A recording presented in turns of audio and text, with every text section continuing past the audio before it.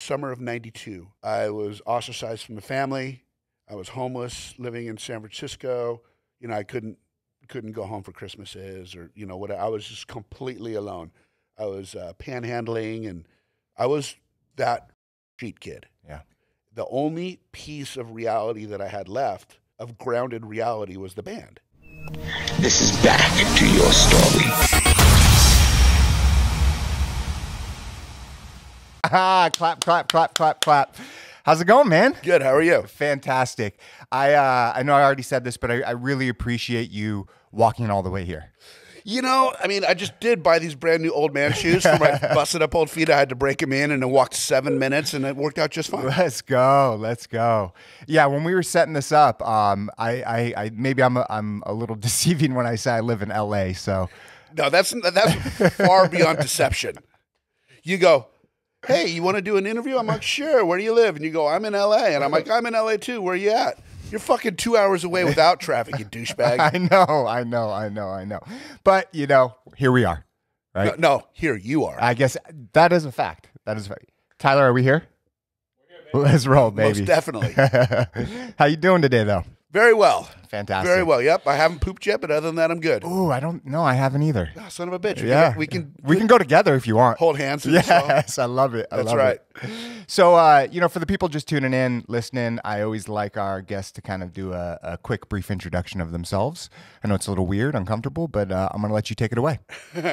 All right. My name is Erik Sandin. I am old, and I was born in Glendale, California, went to school in Glendale, California, graduated from Glendale, California, and here I am. I love that. And I played drums in a stupid punk band where this had a couple good songs and a lot of mediocre songs called NOFX'S. And other than that, that's it. I know.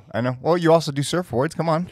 I shape surfboards, and I fuck your mom on occasion. Let's go. Sorry, Mom. That's all right. She would enjoy it. No, she does enjoy it.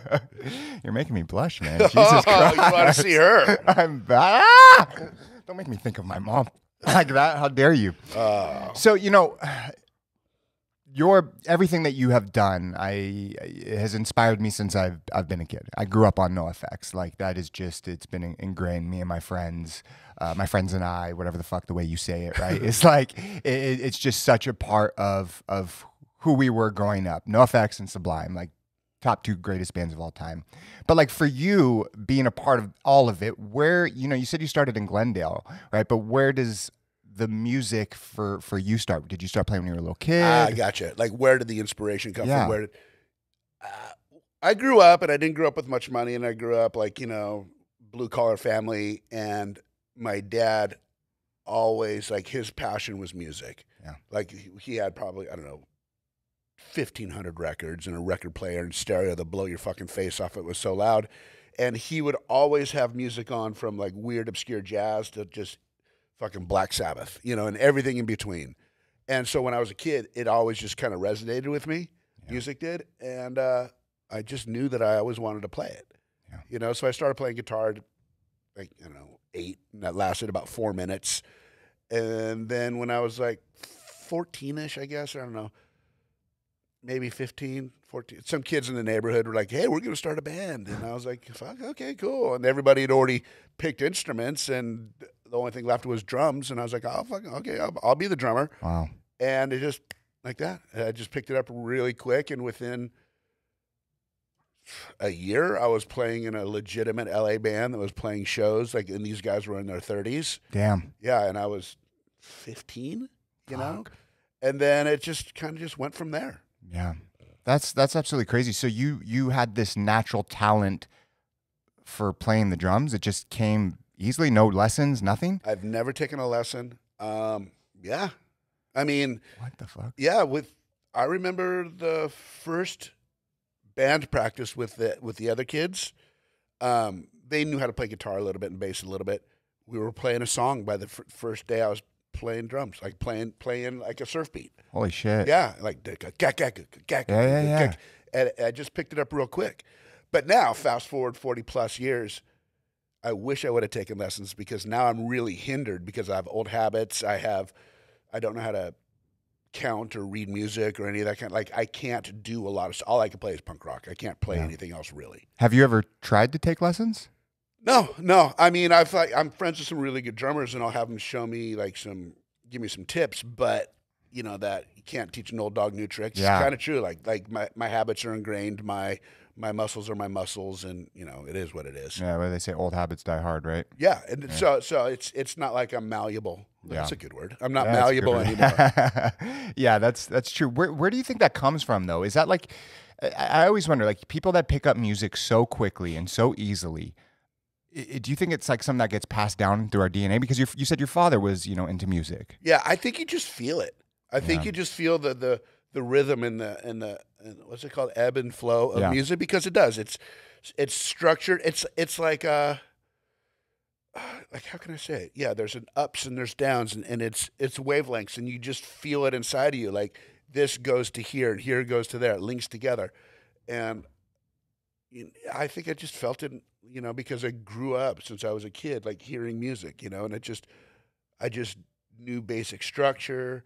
I knew just how it's like a book. There's a chapter and it leads to the next chapter to the next chapter. I think I just had that inside of me. Yeah, it's something that's just kind of ingrained in you as a child, maybe like imprinted or something. Yeah, but like people like our singer Mike, who did not grow up in a musical family. He is very musical, but in a different way. He's more methodical. I'm more emotional, feel it, He's more methodical. So he learned it through, because he's really smart with math and stuff like that. He learned it through like building something rather than feeling something. You're going to have it in different ways. Yeah. So for you, when you go, whatever band it is, NOFX'S, when you were younger, what is the creative process like? Because like everyone has their own thing. Like when I used to do music as a kid, right? We'd all sit in the room, we'd listen to the music, the beat would play, I'd write the song, all that stuff. Like for you though, what was that creative process like, and still to this day? Well, for NOFX'S, I mean, I've been playing drums for 42 years. Yeah. And been in NOFX'S for 40 years. I'm gonna move the mic closer. Sure. All right, cool. I'm cool with eating things like this. Just don't kick me in the nuts again. No, I mean, don't threaten me. I will. No, anyways, so Mike has always just presented a song, and then we just, play what fits. There hasn't ever really been like, hey, let's sit in a room and write stuff out. Mike is just always fiddling, and he'll have a melody line and build a song behind it. And that's the way it's been since day one. Yeah. So, like, my writing experience isn't necessarily the same or anywhere near the same as other like bands that will sit in a room for a month and go like, okay, let's fucking see what comes out. It's not like that. Mike just presents shit and we just go. Yeah. Do you enjoy it that way, or? No, I'd rather sit in a room and have it come out organically. Yeah. Because that way I feel like I will have more of a, I don't know if say is the right word, an influence of what I like musically, rather than like, here's the song, we're going in the studio tomorrow, learn it, and then I'm like, what the fuck? I don't even know when to start and stop. Yeah. We used to be more on the line of like songs would come out organically because he would present the song and then we'd just play it live, play it live, play it live. This is way back, and it would just morph. Now he presents the song and we're recording it the next day, so it is what it is. Yeah, definitely. I know so many people have asked you this question before, and so I do apologize, right? But NOFX'S, right? So many kids grew up on your guys' music. Where does that story begin? What do you mean? Like, how did you guys all come together? Oh, well, I was playing in a band called Caustic Cause, those older guys. Well, okay. I had met Mike in Hollywood at this club that was like the center of the LA punk scene. It was called the Cafe de Grand. Yeah. And I met Mike maybe in 82. And all of us kids would be there 5 nights a week. Damn. And yeah, so it had shows pretty much every night, and it was just a fucking hangout. It was just small. I mean, the place wasn't much bigger than this, but I was behind it. You would just go and hang out behind it, and here comes this skinny kid riding a skateboard by, and I comment on his skateboard because it was a Black Flag skateboard, nice. And it was Mike, and we just started chit-chatting and talking and whatever, and he was like, I'm in a band. I'm in this band called False Alarm, and I'm like, oh, well, I'm the drummer of Caustic Cause. And we were kind of known at the time. And he's like, fuck, we should play. But I was in Caustic Cause. I didn't have a driver's license, so I couldn't drive to where Mike lived to play. Yeah. The Caustic Cause guys would come to me. They were actually from Candy Country. Damn. They would drive down to me, so they were my ride. Without them, I couldn't play. I couldn't get my drums around. So I was like, okay, whatever. I can't. You know, I didn't have a driver's license, so no. But we stayed friends. We'd see each other at shows, you know, talk on the phone. And then we cultivated a real relationship. And then when I got my driver's license, sure enough, we started playing together. Damn. Yeah. Damn. So I met Mike at a punk show on the streets. And then I met Melvin pretty much the same way. And, you know. That's crazy. Was it love at first sight? He was an odd bird. What do you mean was? Is. Still No, it was cool. I mean, we were friends, you know. And, Yeah. you know, we had a lot in common. We liked a lot of the same kind of music. And, you know. The only thing is he lived an hour away. He grew up in Beverly Hills. I grew up in Glendale. And, you know, that's about 45 minutes of a car drive. Yeah. You know, and so the only way we would get together is meeting at a show. I would take a bus to the show. He would take a bus to the show. Fuck. To the Cafe de Grand. It was like a 20-minute drive, 30-minute drive from my house. And same with him. But anyways, yeah, but I quit Caustic Cause to join NOFX because the guys in Caustic Cause were in their 30s, had lives, jobs, families, all that shit. And they were great musicians, but NOFX, they were my friends. And we'd skateboard and drink beer and do what 16-year-olds do. Yep. You know, so I quit an established band with guys that could really fucking play to join NOFX for the camaraderie with guys that could not play. Yes, yeah. So my drumming really suffered right away. Damn. I went, Damn, that's crazy. You know, we look back at those moments when we're younger. You know, for me, I look at, you know, when I'm like 14, 15, 16, some of the greatest moments of my entire life. You don't have like a fucking care in the world, right? It's just like you're out living your life. You don't have all of these, you know, things that you have to handle. When you look back at those moments in your life, is it similar to what I just explained? 100%. Yeah. 100%. Like, all I did was just sleep, eat, go to school occasionally, Yeah. and then go to shows, you know. And I wasn't going to shows to see the bands per se.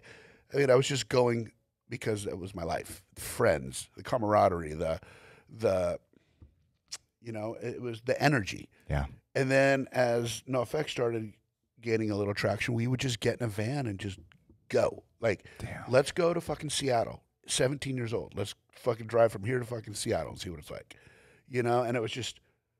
Every fucking day was an adventure. Yes. You know, Yeah. good or bad. Yeah. You know, Definitely. but the older you get, the more you get fucking bogged down with the fucking this and the Yep. that, and you forget about how carefree it used to be, but it was fucking awesome. It's amazing, right? It doesn't Yep. matter if you're, in your instance, right, you know, traveling in the van, doing all that shit, or just like someone like me, just skateboarding, getting fucking high, partying, just having the time of your life. Everything, every single day is an adventure. But as you get older, you get stuck in your ways, right? It's Stuff gets in the way, Okay. and then you get stuck in that way. Yes. And that's the way I kind of see it, you Yeah. know? You know, I mean, but there's always, at some point, you kind of do got to shift gears, like as You you're do. getting a little older, you know, because you see it. You see guys in their 40s, 50s, and 60s, you know, that are still trying to live that 17-year-old Yeah. lifestyle. And it's like, dude, it didn't work out for you very well. No, not at all. I don't ever get that, right? Because we have to get older, we mature, and that's just life. You know? You can still have fun, right? But it's just things are different, right? But I do, you know, I'm 36 now, and I have some friends that are like in their early 40s, and they're still, you know, in the thick of it, right? And it's just like, I get it, but you know, for me, it's life is different, right? Yeah. You know, when from the time that you started NOFX for, you know, creating it and all of that, right, to the time that you saw it gaining traction, how long was that? You know, like we were so unconventional, or maybe it was conventional at the time, but it's so unconventional for the times now, because back then we started in 83. Yeah, we started in 83.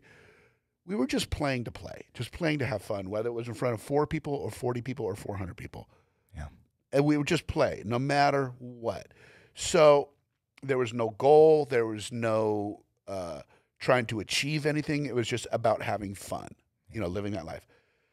But I do remember about 10 years later, like we were still just playing to play. I do remember like pulling up to a show and we were headlining it. You know, we had, I mean, when you say headlining, it's just, you know, it's a local show, right? It doesn't mean shit. We're just, you know, local show on a Thursday night. I saw a sign that said sold out. Like we had sold the 175 tickets or whatever. And it was like, what the fuck? Really? Like that. And so that was probably about 10 years after starting. And it was just like, whoa, this is actually kind of becoming something. Yeah. You know, and then you could just kind of feel the energy. But like I said, we never did it for fame. We never did it for money. We just did it because it was fun, because we were just stupid kids. Yeah. Yeah, that's crazy, man. You know, like to think that you put 10 years into something to just get to that point, right? Like, but it wasn't just to get to that point. It was. I get what you're saying. It was the daily thing, like, you know, just having fun. Yeah, you know, definitely. That's it, right? But a lot of people will give up after a year, 6 months, 3 years. What was different about you guys? Because your guys, you know, when the bigger wave came, it was a lot bigger for sure. But right. When the bigger wave came, we were already 12 years into the band. Yeah. What was different? It was we just started so young, and everything was a win. There was no expectations. So like I said, if we played a show, when we played our first show, it was like, fuck, we just played a fucking show, rad. Yeah. And then when we played our first show out of town, like in Bakersfield or something, fuck yeah. We just played in Bakersfield. Oh my God, it was these little steps, you know? So we had no expectations. We had no nothing. Everything was a fucking win. No matter what happened, it was like winning the lottery, you know? We were 3 dumb fucking kids from LA. Whoa, shit, we're in fucking Reno. We just played in front of 35 people, you know? Yeah. We just drove up here to play a show and it worked, and one of us got laid. Awesome. It was all of these little fun moments that accumulated into years, and then next thing you know, in 1993 or whenever, when punk rock broke, it's like, whoa, wait a minute, this is fucking legit. Yeah. You know? So like I said, there was no expectations. Every fucking thing was a win. Put out a single. But we paid for it ourselves. Fuck yeah, we got a record out. You could say that, you know? Yes. All of these little things. What did your friends and family think, you know, especially during those 12 years and until, you know, things really started to pop off for you guys? Did you guys have people around you saying, like, what are you doing? Oh, we sucked. I mean, to be honest with you, like, we were pretty fucking bad for the first 10 years, like, you know, at musicianship and whatever. But no, I never got questioned of, like, you know, you're getting older. You got to figure this shit out, you know. You know, what are you going to do? Never got that. Maybe because, I mean, I was sort of the black sheep of the family, and I had my issues with substances and stuff. I think they're more worried about, like, my personal path than my musical hobby. Yes. You know? No, I never got that. Maybe Mike did. I don't know, because Mike was smart, went to college, you know, like, he probably, his mom or his dad probably had a plan in his head, like, okay, you're going to go to college, you're going to get a degree, you're going to become a realtor, you're going to become this or that, whatever it may be. My family was a little different. Like, dude, there was no I was such a fuck up. There was no expectations on grades. There was no expectations on school. That was just, I think my parents more just crossed their fingers and hope it worked out for the best. Definitely. Yeah. Definitely. Yeah. Do you think, I know you can't speak for Mike, but when things did start popping off, like, it was like, kind of be like, I fucking told you guys, you know, like, I don't know. Cause I hear this a lot of time from people that do whatever, creators. No, whatever, because there was no agenda. There was no, like, this is what we're going to be, where you could say, see, I told you. Okay. That was never it. It was just a fucking hobby that, you know, Mike went to college, and we would meet up once every, you know, 5 months to play a party. And then in the summertime, we'd hop in a van and just, like, string together a few shows, or string, you know, like, through. So there was never an agenda. It was just a fucking hobby for Mike. Melvin was just, like, working in a warehouse and just doing this or that. I was doing my drug shit. So it was just like a hobby. Then all of a sudden one day I was like, holy shit. Yeah. This fucking hobby actually turned into, like, something. Yeah. When all that started to happen, What was that experience like for you guys? I mean, because especially like for friendships have their ebb and flow, right? That's just like anything, relationships, everything. So it's like to spend so much time with people. I always look at some of these bands that have been around forever. It's like, how does that happen?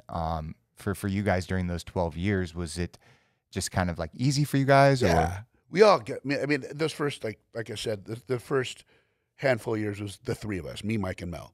And then we brought in a couple other guitar players, and we got Hefe in 92. Yeah. But all along, we have always gotten along really well. Yeah. You know, really fucking well. So there was never like any issues. You know, yeah, you fucking like, God damn it, you fucking didn't help us load up or whatever. There was stupid little bullshit, but there was never any like friendship in jeopardy or I don't like this fucking guy. There was none of that ever. Yeah. During you know, those 10, 12 years, what was your life outside of music like? Not very good. Were you working, doing anything? I was, you know, a lot of stupid little menial like factory jobs or I worked at the LA Weekly for a couple years, like dropping off shit and picking shit up. But I mean, I was, you know, like I had a fucking long run of heroin, you know, to be honest with you, and alcohol. So as that progressively got worse, my hireability and my accountability progressively got worse to where I was just like panhandling and stealing, just trying to get well. Yeah. You know, and like I said, the band was just a fucking hobby. So there was no accountability with that either. There was no money to be made. I would show up and play the drums, but it, you know, like I said, it was once every few months we'd play a party here or there. And then during the summertime, we would, you know, they would say, all right, we're going to pick you up and wherever I was living at the time, and we're going to go do a U.S. tour. Wow. But the U.S. tours were set up. We'd roll into a town, find the nearest record store, and say, hey, man, we're here. We want to play a party. We want to play someone's house, and then string it along like that. Holy shit. There was never anything like really set up. There was no tour. We were just a backyard goof-around band. You know, you just said that you went through your own experiences with drugs. You know, for you, like, how did you eventually get to the point where enough was enough? Because it's hard. Yeah, I understand.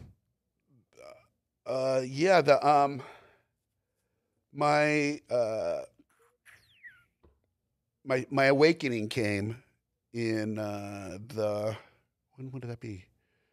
Summer of '92. I was ostracized from the family. I was homeless, living in San Francisco. You know, I couldn't go home for Christmases or, you know, what. I was just completely alone.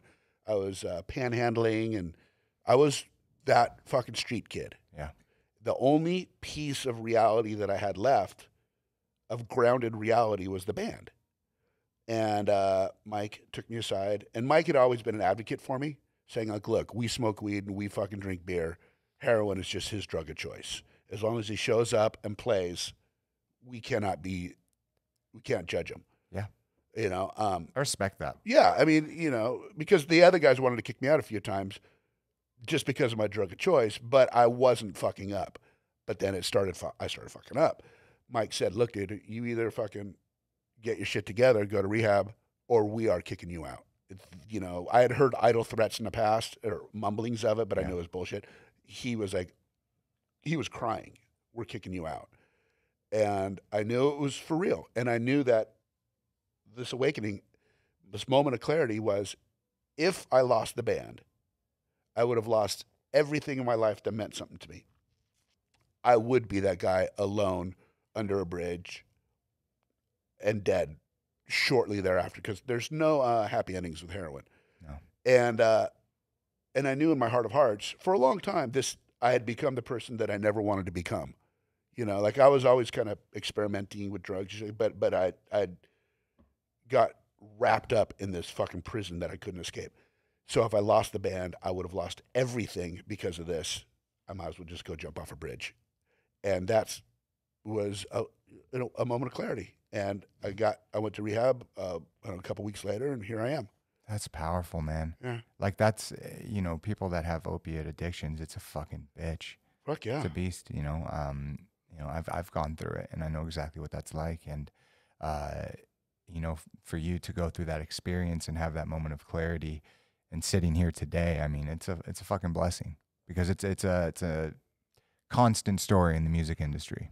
In the world, in the world. The music industry is the only industry in the world where not only is it acceptable to be a fuck up, it's almost like appreciated. Yeah. You know what I mean? And it's almost like, fuck yeah, dude. And at the end of the day, we're all just people, and we go to sleep like everybody else, and we die like anybody else. Yes. So it's not fucking cool. No, it's not. It's not to get in that cycle and not to get stuck, man, because it's a bitch. So, all right, let's get back, right? So 92, 93, 94, 95, when things really started to pop off, what album was that at that time? You know, like every record when we signed to Epitaph, I think we signed to Epitaph in 89. I think so. We did S&M Airlines. Yeah. And a little bit, you know what I mean? Like the shows went from 14 people to 44 people, but it was momentum.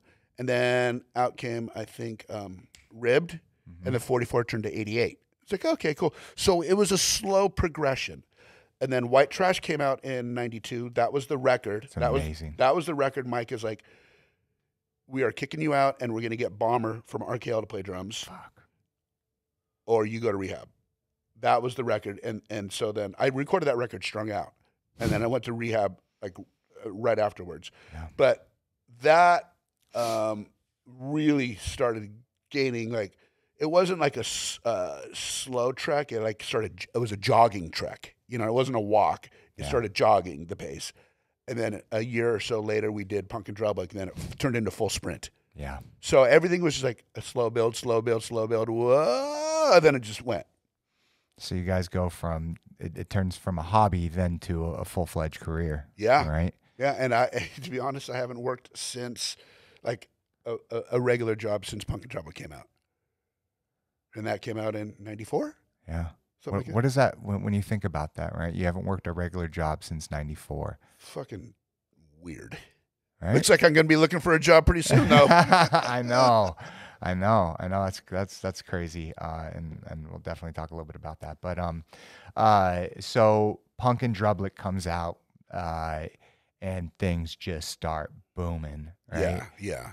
What is your surrounding like? Like at this point, right? Your family, your friends, like they're like, holy shit, this is something. Yeah, you could feel there was an energy about it. And then I was no longer ostracized from the family because I had gotten sober. Yes. And I was doing the work that I needed to do. So I was building relationships. It's so fucking weird, man. Like I've seen people that got sober around the same time, but their life trajectory never changed. Like they're just still struggling, and they're doing the grind, staying sober.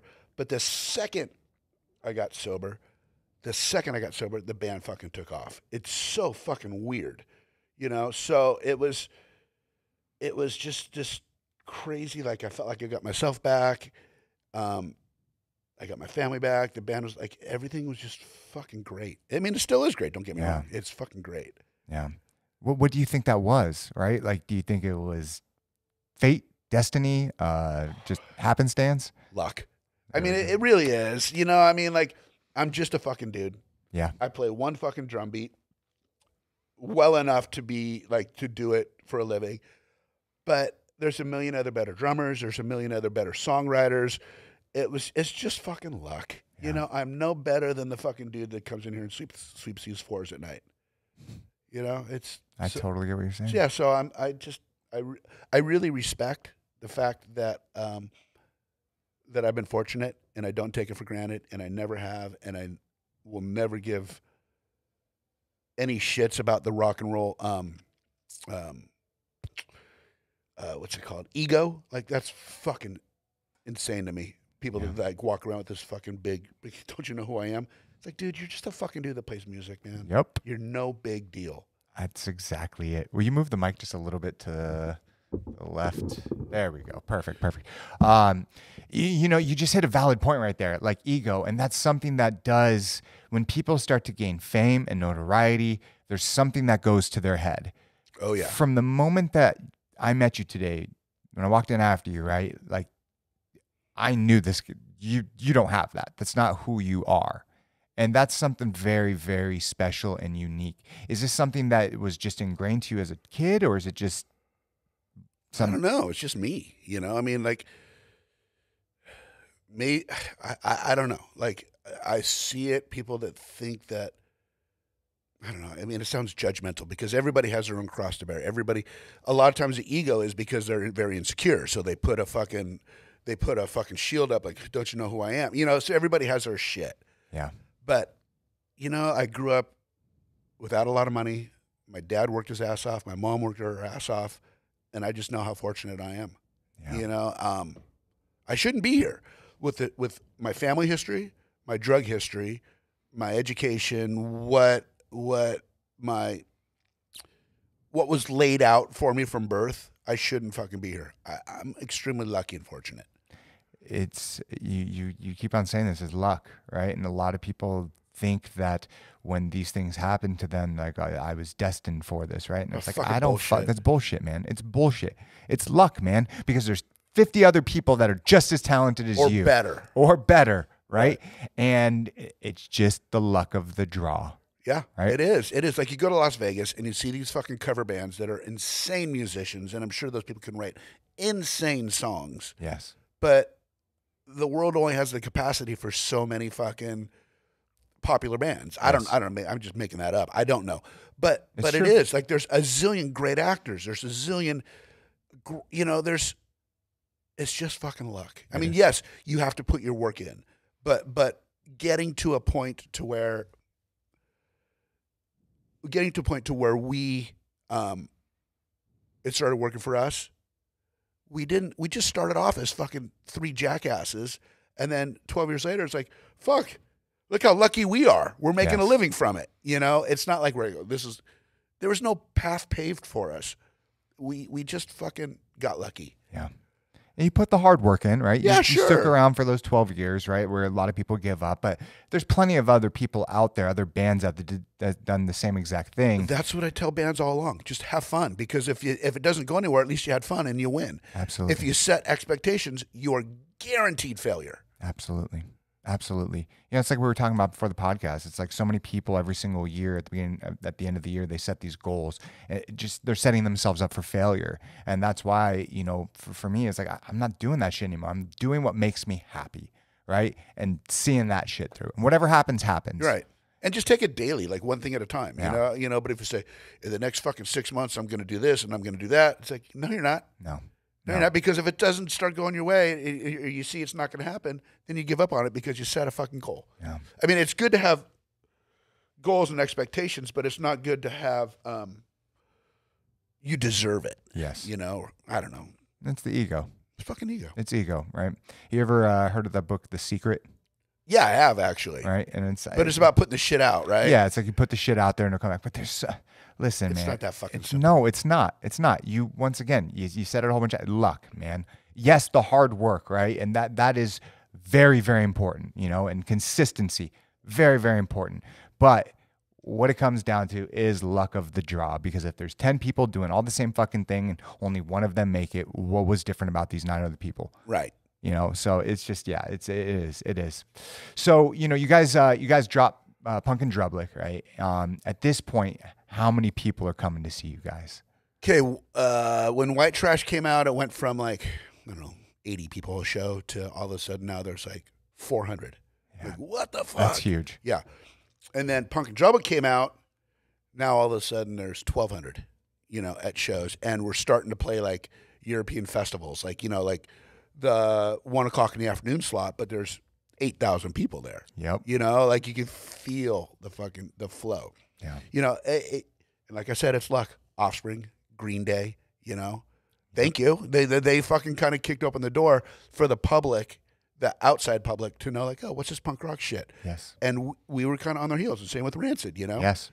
And so it was really beneficial for us, but not having to change our trajectory or change like our style. Yes. You know. Yeah, definitely.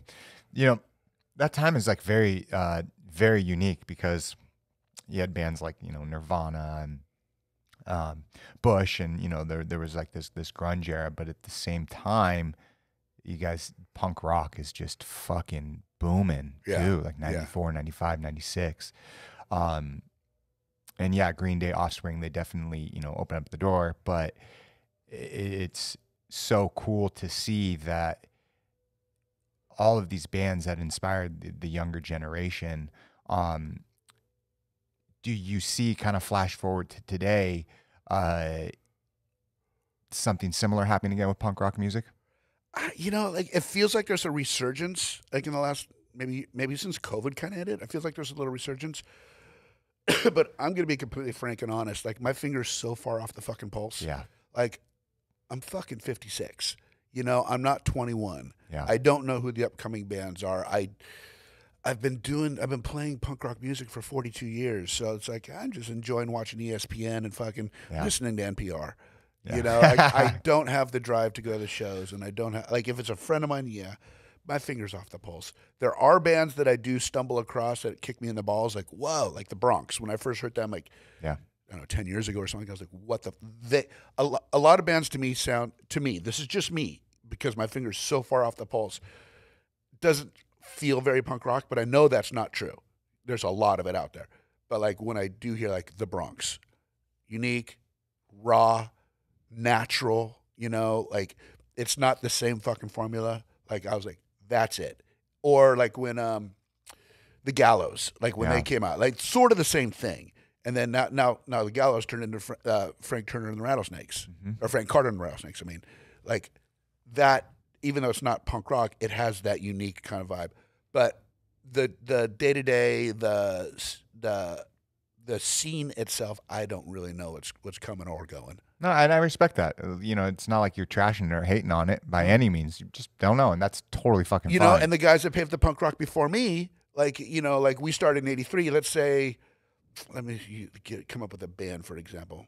Oh, shit. When did the Ramones come out? They started in '74, I think, but '77 was their first record. Okay, the Ramones. Yeah. Like, we played with them in their heyday a few times. Wow. But we started after them. They probably didn't know shit about the Epitaph music scene or whatever. They were, you know, because they were from the generation before. Yes. You know, and so it's sort of the same thing. Definitely. You know, so like there's this young scene going on right now, and we're the Ramones. Yep. You know, and we're the old guys that have been doing it forever. And there's this whole thing underneath us that they belong to that I have no fucking clue about. Is that weird to say we're the old guys now, we're the Ramones? It was pretty. I mean, it's weird to say that we're the Ramones now. I mean, but it's true that we've been together 40 fucking years. I think the only active band that has not stopped playing is Bad Religion, and they've been together a year and a half longer than us. That's not that much, you know. No. Yeah, it's kind of weird. It was pretty evident the last year we did the Warped Tour, 2009. Fuck, man, yeah. I mean, it was fucking, you know, I was 2009, I was like, what, 42 or something like that? Yeah. And I was like, fuck. And there's all these 19-year-old bands where, when I was the 19, and all the, and they're like, fuck, dude, I'm eating fucking Metamucil and Geritol. And they're out just fucking raging. It was pretty obvious that we're the old guys. Is that, it kind of sucks that Vans Warped Tour stopped. I get it, though. It wasn't viable. Yeah. Because. The business model, right? Yeah. I mean, it's. Festival, the music changes. For however long it went was fucking phenomenal. Yeah. But as you know, it started punk rock. It started like punk rock, and then it went into the ska punk rock thing. Then it went into the screamo-y kind of thing, and then it went into like All American Rejects, kind of the more poppy kind of shit. But it's all fucking kind of niche music, and it comes and it goes. So the business model wasn't very viable for a long time. Yeah, definitely. For that long of a time. Yeah. Who knows? Maybe it'll come back. They have that, the When We Were Young festival. Yeah, that was huge. Yeah. Yeah. Except for the first day didn't happen. Yeah, why is that? Weather. The wind was blowing so much. I mean, they had like, I don't know, 20,000 tickets sold, but the show couldn't go on because it was too windy. Damn, that sucks, man. Yeah. So yeah, maybe things like that will continue to pop up more and more, right? You know, for NOFX, right? And for you guys, like you guys have always had like this like, sorry if I'm wrong, but like a political statement. No, right? Mike is very aware. Yeah. Why is that something that you guys spoke about? Is that just something that was written in the music? Like, how does that all come about? Because I always wonder, like, you know, some bands will talk about love and life, but like you guys are first off, like the decline. Yeah, the punk rock era that we came from was fuck you, in your face, fuck the establishment, fuck authority. You know, it's pretty fucking stupid when you think about it. You know, fuck authority. But I mean, I get what you're saying. But it was the teenage culture of the early '80s punk rock. So we grew from that, right? And maybe it was because coming out of the Vietnam War, and the Vietnam War ended in '75, and I was, 10 years old. You know, it was part of our lives. Yes. And then the hippie thing was on the same page as punk rock, but more like peaceful, like fuck, love, love. And we're like, no, fuck, let's smash it down. So we came from an era where politics was part of the music. It's what punk rock was based on, sort of. It was a very big part of it. And then, Mike's a smart guy. He majored in college in political science. He's always had dabblings in that world. And so it just transitioned seamlessly, His writing wasn't so much like fuck the system, but his writing was more, poetic or more like thought out, but it was still sort of like pointing out the hypocrisies and pointing out the issues of the world. Yeah. Yeah, definitely. So, I mean, and I think, and punk rock got away from that with like the fucking poppy punky kind of thing. It was my girlfriend and love and this and that, which is fucking bullshit. That's not punk rock. Just because you're playing faster than rock and roll, that's not punk rock. Yeah. I totally get what you're It's saying. nothing dangerous about singing your fucking, taking your girlfriend to the movies. Yes. Yes. There's something dangerous about what you guys would speak about, right? Yeah. Right. And I think that really resonates deep with a lot of people that have similar feelings. When you guys came out with The Decline, it was fucking mind-blowing. Yeah, I'm going to be totally honest. Mike has written some really good songs, written a lot of mediocre songs, and some songs that I think I wouldn't be a fan of the band if that was our songs. Yeah.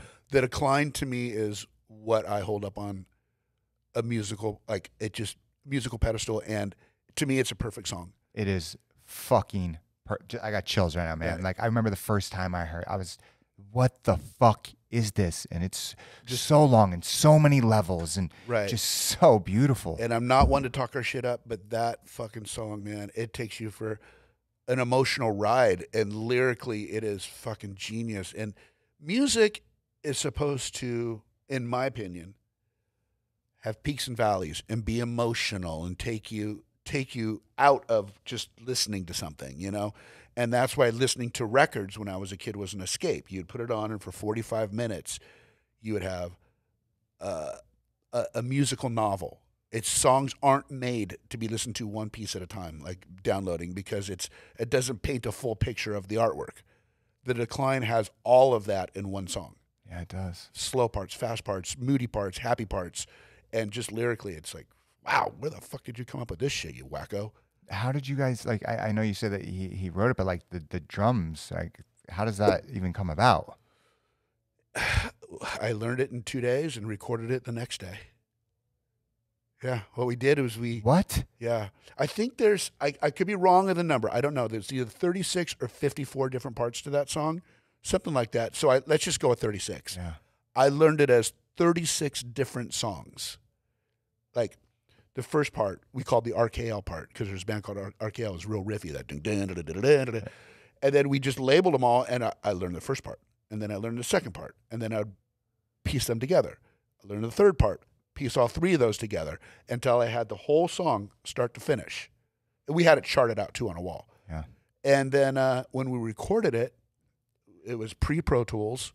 We recorded it on tape, so you could hear little fuck ups here and there, but what I would do is I just would start at the beginning of the song, play as far as I could through all the parts and all that stuff. And then if I fucked up or dropped a stick, we'd stop there, back up 30 seconds and start playing it again from like right before the fuck up.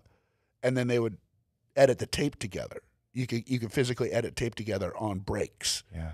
Edit the tape together. So actually, what you're hearing is a live performance of me start to finish of the song with a few edits. Dude, in 2 days as well? I recorded that in 1 day. I think 1 day, maybe 2 days, but I learned it in 2 days. when that was all done, what was going through your guys' head? Well, I hadn't heard anything other than like just sitting in a room and Mike playing riffs and then me piecing the riffs together. I hadn't heard it with lyrics or anything like that because it was still, Mike had it musically written out, musically the riffs tied together, but I hadn't heard the lyrics or the melody lines or any of that stuff. Yeah. So when I first heard it, I was like, what? Like, it just kind of blew my mind. And I got to give credit where credit's due. Writing a long-ass punk song like that wasn't our idea. There's this band called the Subhumans from England. Mm-hmm. They had a song called Cradle to the Grave. And I think it's 14 minutes long. It's sort of it definitely influenced us. Yeah, for sure. But you guys is like 17? 18. 18. Shit, man. Yeah. Tyler, yeah, I know you've heard me play it a whole bunch of times in the car, but I'll play it for you. It's just fucking so beautiful. Have you seen the Red Rocks video? Where you guys perform there? Yeah. That song? No, I don't think Watch so. it. That is us because we're doing it with a 30-piece orchestra. Fuck. Yeah, behind us, and how it weaves. It's on YouTube. It's us and a 30-piece orchestra at Red Rocks. I don't know, 4 years, right before COVID, and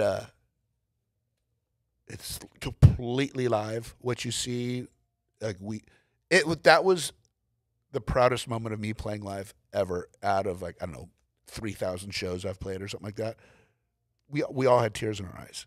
Fucking insane. What is it about that? What was it about that experience is so magical to you? Playing with an orchestra.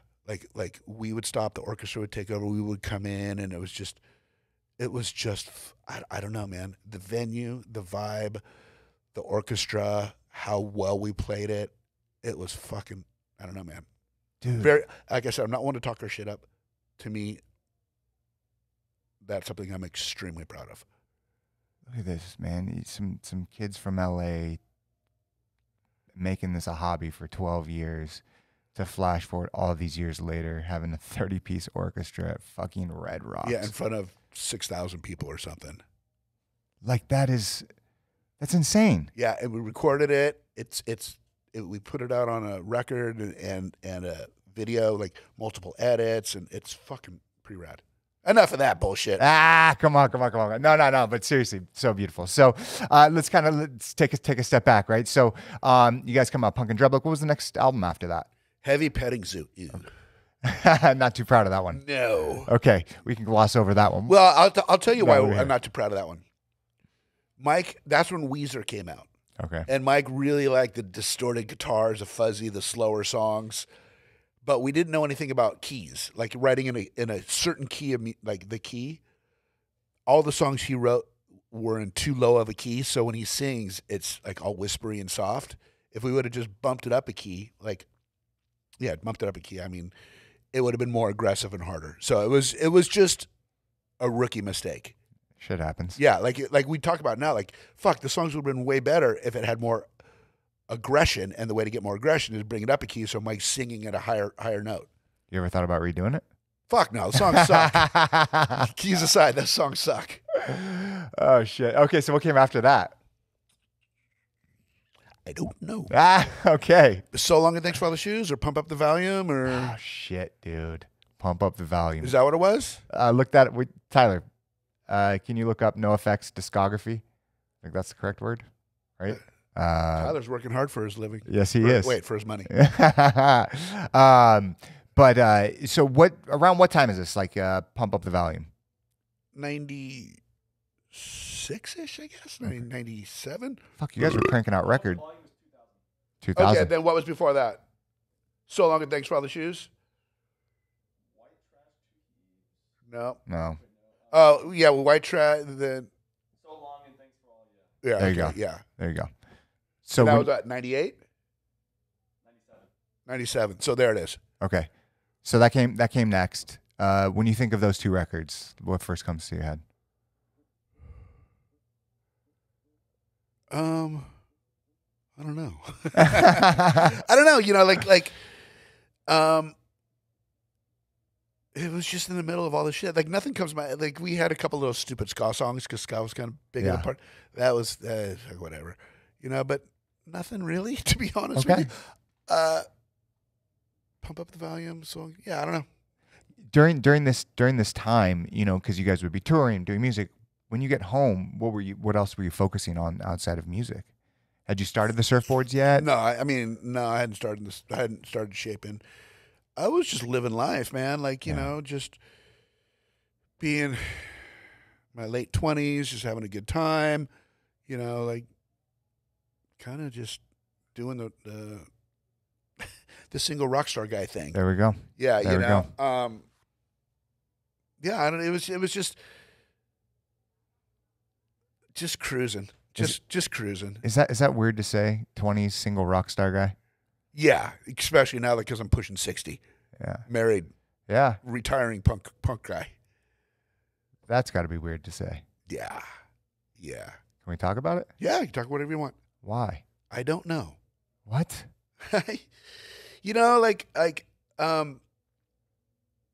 We've been talking about it for a while. Like how long are we going to run this road? And Mike's been vocal about like, hey, I'm really tired. Touring's really rough, and so we just talked about it and said, okay, let's just. But you don't think like just done forever? We're still going to record. Okay. We're still going to record. We're still going to play music, but I don't think we're playing any more shows. I don't buy it. I don't buy it. I'm telling you guys. Say you guys go 2, 3, 4 years. You won't do a show at Rep. Like, come on, man. Like, I know. That's where we're at now. I'm not saying that. I'm saying like what we've said is fucking what we feel now. Things change, but I'm saying this is it. This is it. Yeah. Because traveling and touring's got to be so fucking hard on the body, though. It is, but when you, for me, it's what I've done for a long time. Yeah. It's who I am. So it hurts. I still want to play live and I still want to do it, but I got to respect the other guys. Yes. I do. It's just not all about me. Mike's lifestyle is a little bit different than mine on the road.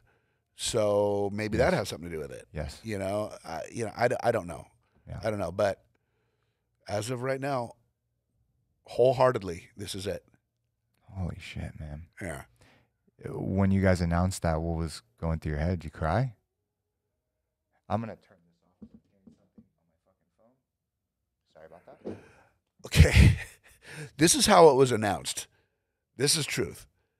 We had been talking about it. Yeah. We'd talking about putting out a press release, talking about just like that kind of shit. But that it was just in talk. I'm out to lunch with a dude talking business stuff for a surfboard, expanding the surfboard. My phone just goes ding, ding, ding, ding, ding, ding, ding, ding, ding, ding, ding, ding, ding, ding, ding, and just I'm like, oh fuck, dude, my house burnt down. Fucking, whatever. We're getting invaded. What's going on? And I pick up my phone, and everybody's like, is this really for real? Are you guys really breaking up? What's going on? This is your last. The press release came out without any of us knowing it. Like, whoa. Like Mike said, okay, he said something, and then it caught like wildfire. So it was a kick in the fucking balls because yes, we've been talking about it. Yes, it was moving forward, but had not prepared myself. Had not said, okay, guys, at 12 o'clock on Tuesday, it's going out. So it was like, fuck me. It was like stumbling across your fucking wife on YouPorn, finding out she's cheating on you. You're like, dude, really?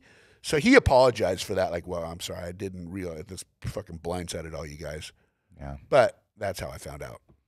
Yeah, that's got to be fucking terrible. It hurt. It hurt. Does. But at the same time, it was still going to happen no matter what. Yeah. But I wasn't prepared for it to happen without me knowing it. Yeah, because you got to be like mentally prepared for shit like that, right? You have to, right? Yeah. And I'm sure he's very sorry about that. But like, it was such a shock for a lot of us, that have been fans for so long to see this. I was like, are these guys like fighting? Is that why they're fucking breaking up? No. So it's cool to hear the different story. But I sit here today.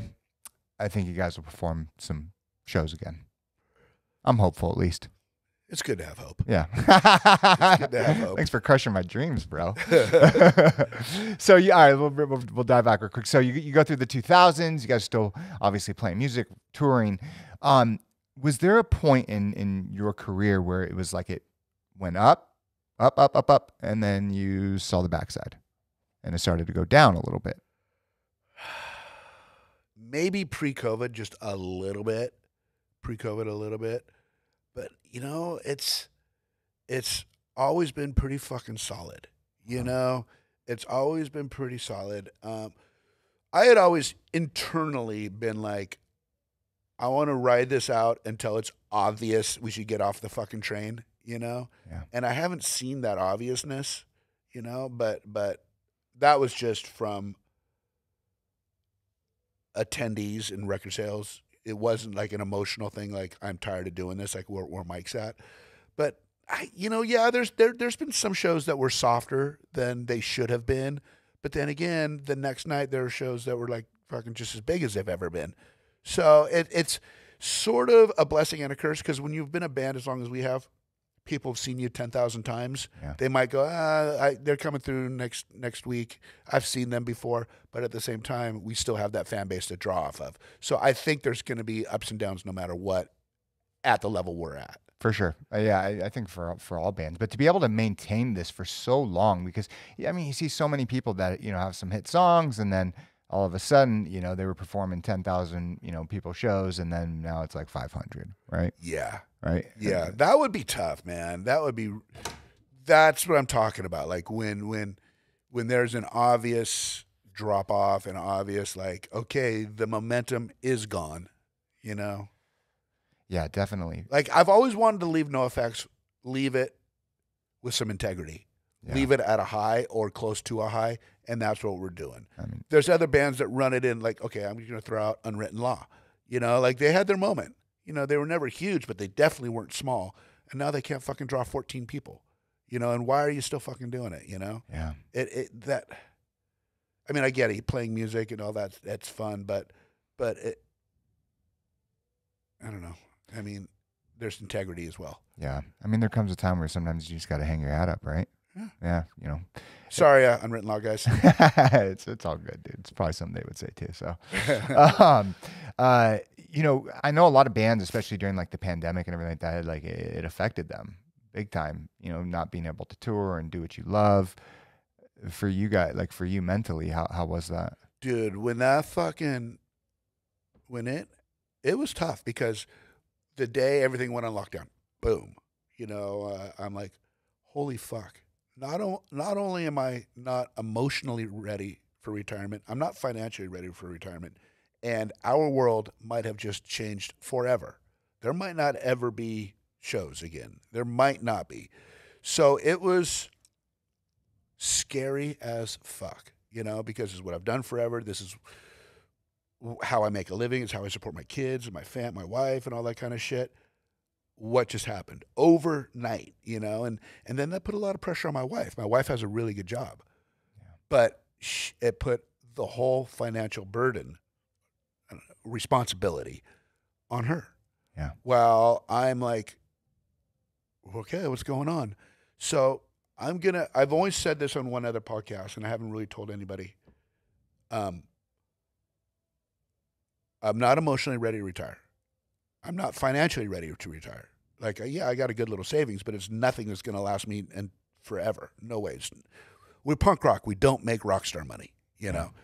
I ended up delivering groceries because, I wanted to participate in the house.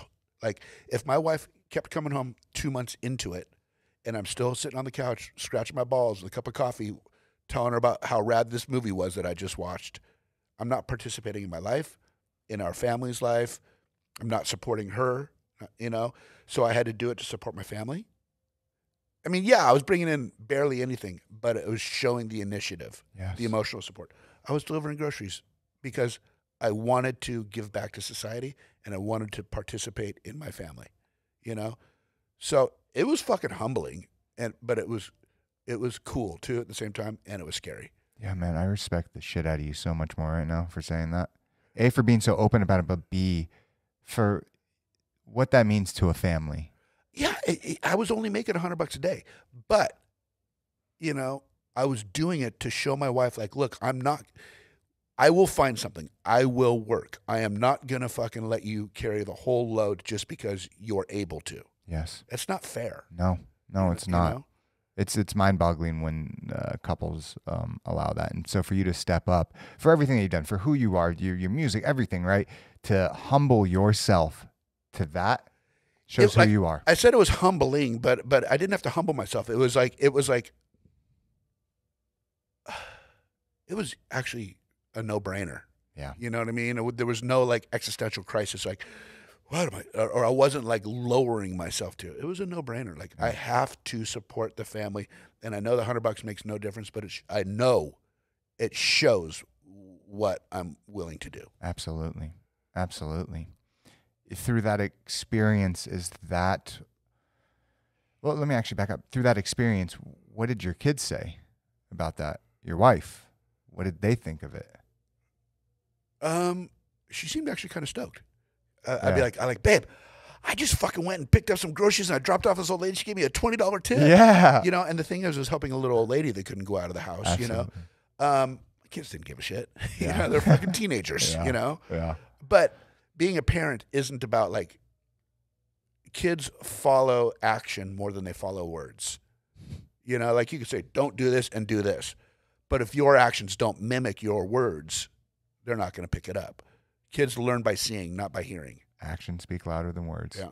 It's so true. Yeah. It's so fucking true. Is this the time that you started designing surfboards? I'd been shaping for 15 years, Okay. like for myself and for friends, and sold at a couple shops here and there. But yes, I was like, okay, doing the grocery thing's fucking cool. I enjoyed it. It was fun. But I've been shaping surfboards. They work pretty well. Yeah. And I have a database, you know, NOFX'S fans, that some of them have to be surfers. For sure. Why not just fucking say, hey guys, this is what it's a hobby that I've been doing for a while. Hey guys, I actually shape surfboards. If you want one, I'll custom make you a surfboard. And so then since that, I stopped doing the groceries. Yep. And I've been shaping full time now. And I've probably done in the last couple of years 400 boards. No way. Yeah. Yeah. How do you even when you go to make a surfboard or shape it, like what does it even come in? It's a foam blank. It looks like it kind of looks like a surfboard, but Okay. it's just a boxy blank with the stringer. That's the wood through it, and it has the rocker in it. That's the arc, Yeah. you know. And then you just fucking get at it. You have templates. That's the outline of the surfboard. You cut out the template. You start, and then you get a planer on it, and then you just start fucking sculpting. Oh my gosh. Yeah. It's so creative, man. It's rad. It's fucking rad. And then how do you like paint? Like, do you use a special paint? Do you seal it in? I paint the boards. Yeah. Yeah, you got to use a special paint. You got to use water-based paints. But then after the boards are shaped and after you put color on them or not, you get them fiberglass. I don't do it. Yeah. I take it to a place and then they do that's a chemical shit and all that stuff. Yeah. You know, that's a learned art in itself. Yeah, definitely. You know. So do you paint it and then they fiberglass over it? Yeah. Yeah. Fuck, that's awesome. Yeah. So like after we get done here, I got to go finish up a surfboard, and I do it every fucking day. You know, there's also I'd done a bunch by hand, like the way I just described. Yeah. But then also a couple years ago, there's this program where you could design the surfboard on a program, and then get it how you want exactly. Look at it 3D and shit like that, and send that file off, and then a company will cut it for you. And you get it back, and it's about 60% done. Shit. It saves you a couple hours worth of work, and it's fucking worth the $30 extra for me Yeah. to pay for that. And then you just clean it up and tweak shit and all that kind of stuff. And then if that surfboard, the guy says, okay, it does this really well, but it doesn't do this, on the program I could tweak it hundredths of an inch, you know? Fuck. And then so I could know what the adjustments actually do, rather than shaping by hand. You're just kind of guessing all the way through. Yeah, definitely. I mean, that's so fucking cool that we have that ability now, Fuck, right? dude, it's You rad. go on a computer, design what you want, send it away, they send Yeah. it back.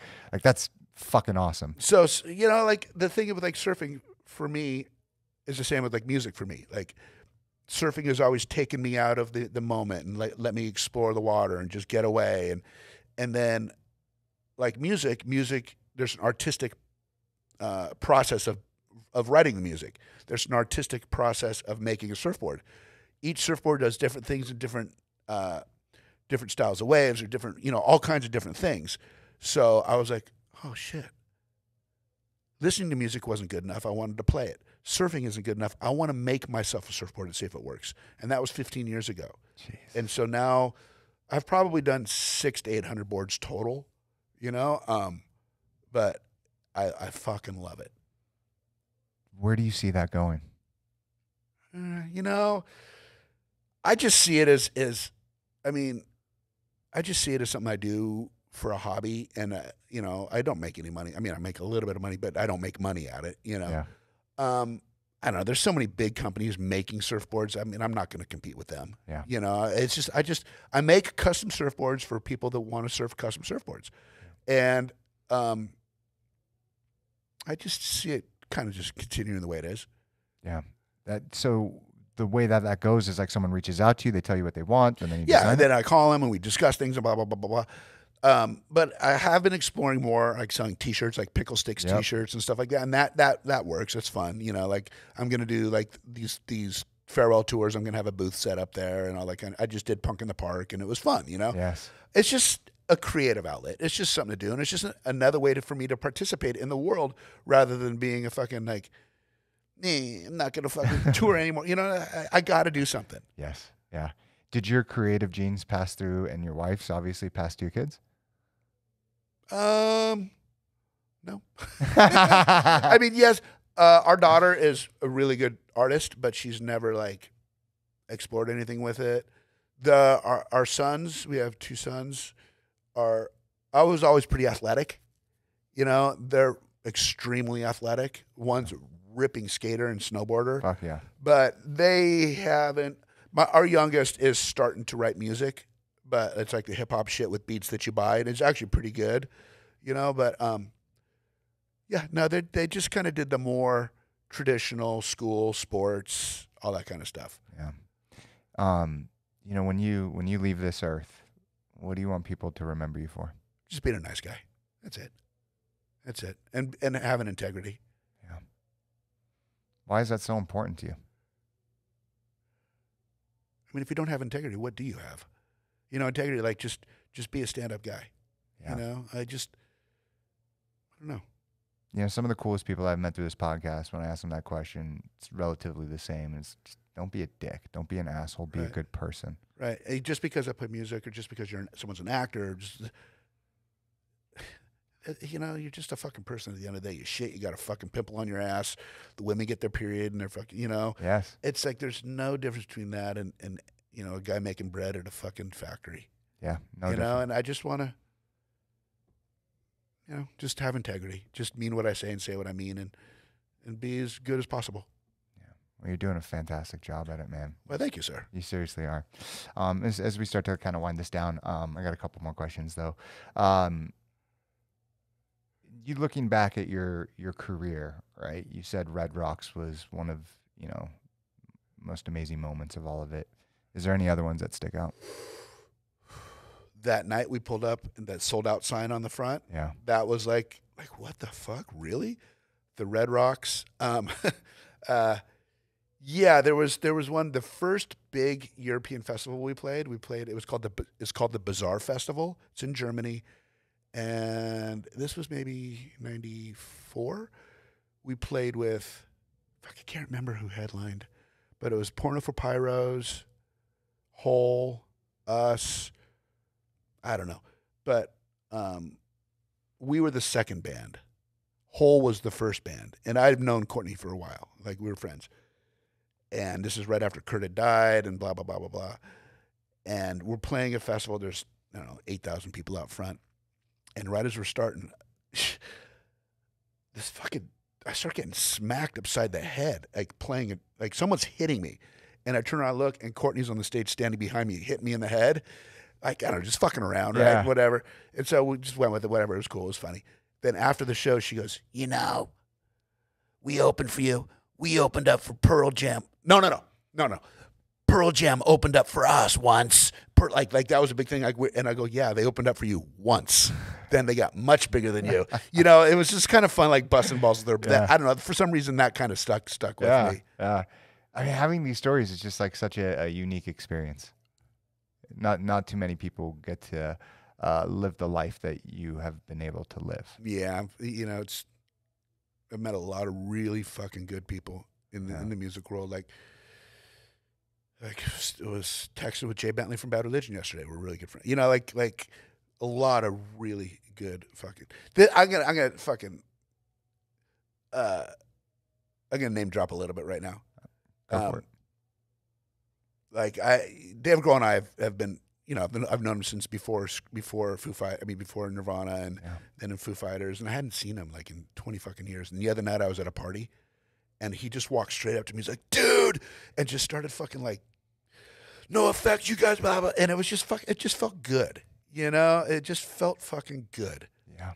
You know, like just we're all people at the end of the day, and we all have fucking funny stories, and we all just talk shit, and no one's fucking bigger or better than anybody else. And it just felt good to have that conversation with a guy of that stature, even though he's just a fucking dude like me with a pimple on his ass. Yeah. But he is Dave fucking Grohl. Yep. And he loves your music. That's fucking cool. I love his music. Yeah. He's Fuck fucking yeah. good. Fuck yeah. Very, very talented. Why did I say that? I feel like a fucking dick for dropping that name. No. I don't think so at all. I think that's an awesome experience, and you don't sound like a dick or egotistic or anything like that by any fucking means. Do you believe in aliens? I do not believe in aliens. Are you trying to get on a Tom DeLonge thing here? No. It's a question I ask everyone. I do not believe in aliens. Yeah. I mean, first off, what the fuck's an alien? Yeah. Right? You know what I mean? I find it weird that like in all these horror movies that we see, like the fucking aliens from outer space just look like a fish in the ocean. It's true. So maybe the fish in the ocean are, you know, Could be alien. could be alien. Yeah. I don't fucking know. Or the aliens are in the ocean. Right. Who the fuck knows?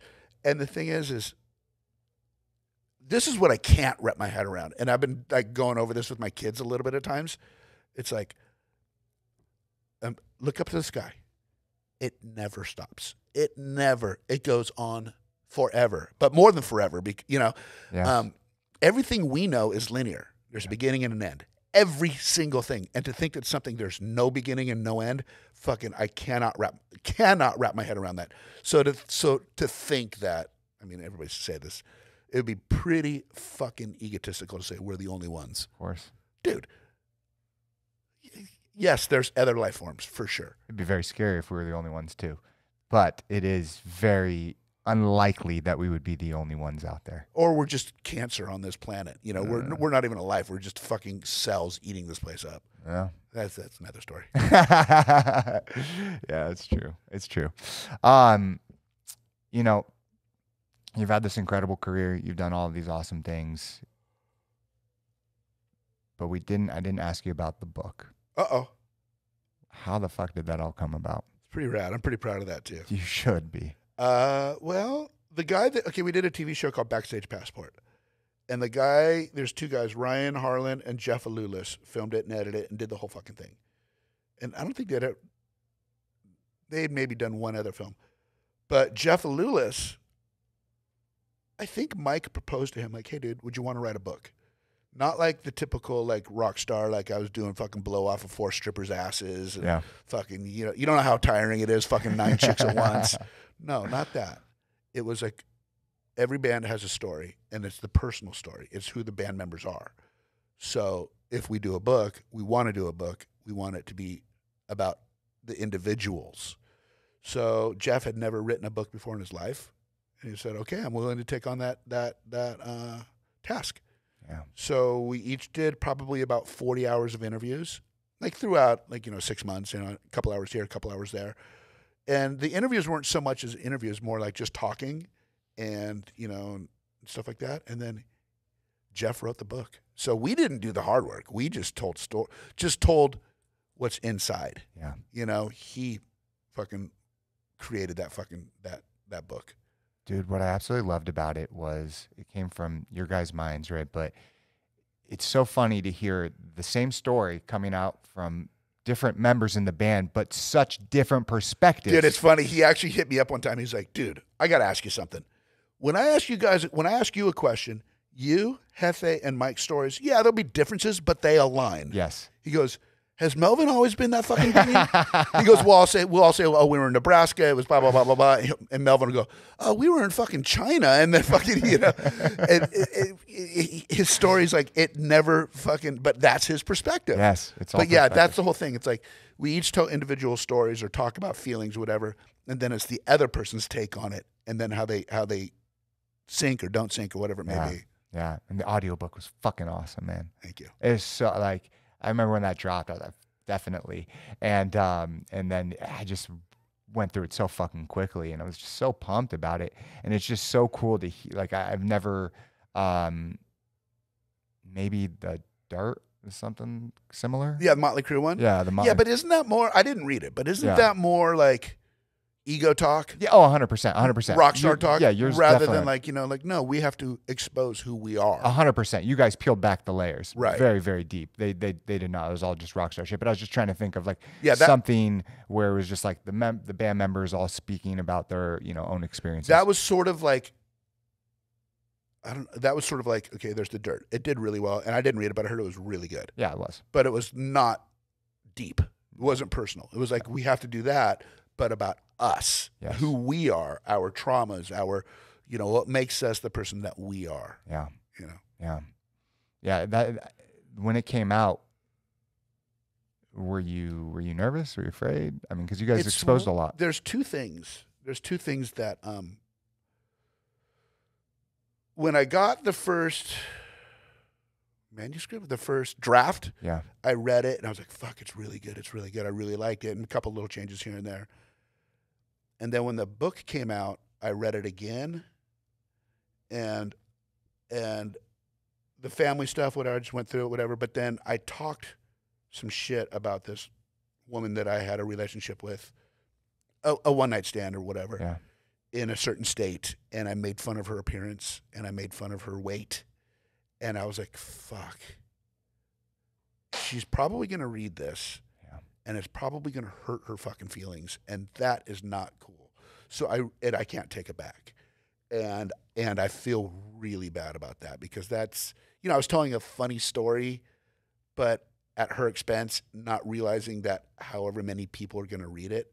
And then later on, I started doing interviews about the book, and people would ask me questions about my childhood and about my upbringing. And, I exposed some ugly truths about the family.